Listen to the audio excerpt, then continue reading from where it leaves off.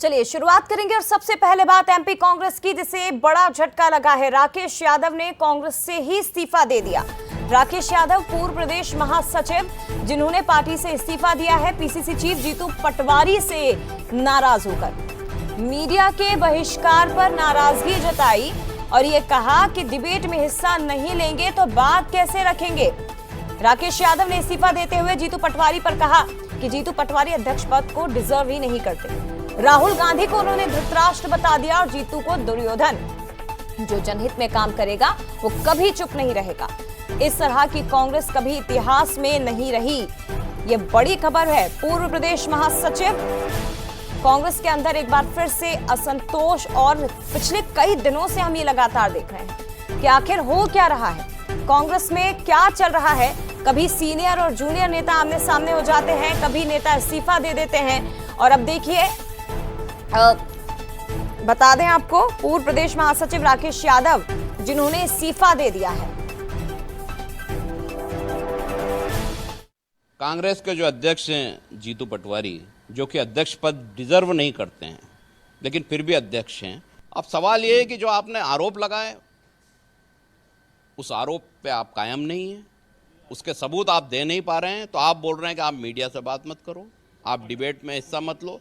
अगर आप डिबेट में हिस्सा नहीं लेंगे, मीडिया से बात नहीं करेंगे, तो अपनी पार्टी का पक्ष कैसे रखेंगे। राहुल गांधी जी वो धृतराष्ट्र हैं जिनने खुली आंखों पर पट्टी बंधी हुई है। उन्होंने कई दुर्योधन पैदा कर दिए हैं पूरे मध्य प्रदेश में, जो पूरी कांग्रेस खा गए हैं। अब संभव नहीं है कि कांग्रेस में रहकर कोई जनहित के काम किए जाएं, इसलिए मैं आज सार्वजनिक रूप से इस्तीफे की घोषणा कर। और ज्यादा बात करेंगे, सीधे रुख करते हैं। हमारे साथ एग्जीक्यूटिव एडिटर मनोज सैनी जी इस वक्त लाइव जुड़ गए हैं। मनोज जी, कभी दिग्विजय सिंह, जीतू पटवारी, कभी प्रदेश प्रभारी, उसके बाद दिग्विजय सिंह, और अब देख रहे हैं हम राकेश यादव।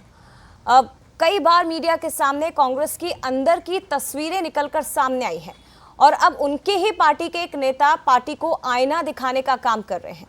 सीधे जीतू पटवारी पर आरोप, राहुल गांधी को धृतराष्ट्र बताया, जीतू को दुर्योधन बताया, क्योंकि पिछले कई दिनों से हम देख रहे हैं महाभारत तो कांग्रेस के अंदर चल ही रही है।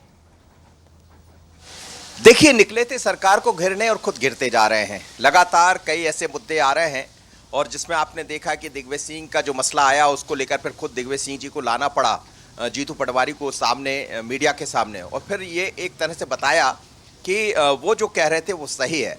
लेकिन सवाल ये है कि आखिर जब तैयारियां नहीं होती है, जैसा कांग्रेस के लोगों का ही आरोप है, तो फिर ऐसा काम क्यों करते हैं। और ऊपर से फिर ये देखने को मिल रहा है कि मौन सत्याग्रह की शुरुआत हो गई। 3 दिन से हम देख रहे हैं, बाकायदा पत्र जारी किया कांग्रेस ने और फिर ये कहा गया कि मौन सत्याग्रह रहेगा, यानी किसी भी डिबेट में कोई भाग नहीं लेगा। तो शायद वही जो चीज़ें हैं वो राकेश यादव को अच्छी नहीं लगी, जैसा वो अभी बोल रहे थे, मीडिया के सामने बात कर रहे थे, और इसीलिए उन्होंने अपने पद से इस्तीफा दे दिया।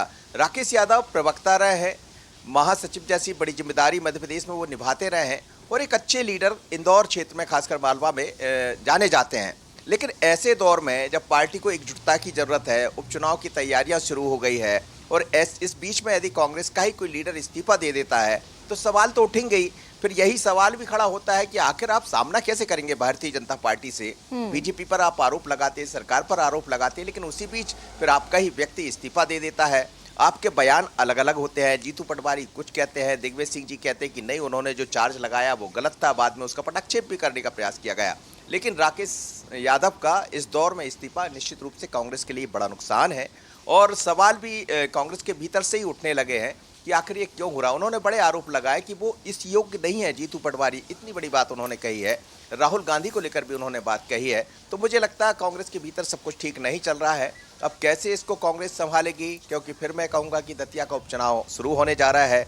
इस बीच में आपके यहाँ से इस्तीफे की एक नई शुरुआत हो गई है, तो ये बड़ा झटका है कांग्रेस के लिए। जी, निश्चित तौर पर सर, ये बहुत बड़ा सवाल। और देखिए, कांग्रेस के अंदर की जो महाभारत है वो खुलकर सड़कों पर आने लगी है और ये पार्टी को बहुत बहुत ज्यादा नुकसान पहुंचा रही है। फिलहाल बहुत धन्यवाद आपका मनोज जी तमाम बातचीत के लिए।